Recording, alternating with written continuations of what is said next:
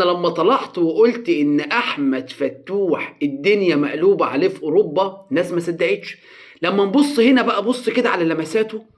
أنا عاوزك تركز معاه، شوفوا بيعمل إيه وبيخلي. بص بص بص أحمد فتوح، بص بص بص مع لامين يامال، بص بيعمل إيه. ركز هنا، بيقطع الكرة من أفضل. لا بص بص، لا لا يا جماعة، لامين يامال حتى خرج من المباراة زعلان ومتضايق، بيقول لك انا مين اللي عمل مع. بص بص بيشد احمد فتوح. اللايك بتاعك الله يخليك وشير الفيديو. او احمد فتوح ده بيلعب في ايه؟ احمد فتوح ده بيلعب في ايه؟ بيلعب في مدرسة الفن والهندسة، نادي الزمالك. بص كابتن حسام مش مصدق ان عنده لاعب بالشكل والقوة الرهيبة دي. ايه الجمال ده؟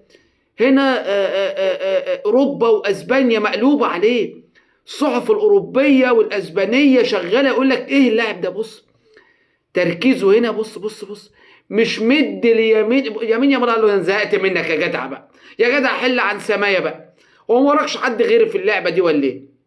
ماسك لامين يامال مش سايبه. لاعب محترف، لاعب محترف. اللايك والشير من فضلك. بص عليه مركز من بعيد، بينه وبين لامين يامال قد ايه، بص المسافة، ومع ذلك مش مديله فرصة واحدة يعمل اي حاجة. مركز على حركاته، بص عينيه، بص عينيه، بص شاف المسافات، بيشوف الكرة من على بعد، مش مديله. بص الراجل ما بيوقفش، بسم الله ما شاء الله ولا قوة إلا بالله، مش ما بيوقفش. ده الفيديو أنا مبطئه كمان، ما بيوقفش.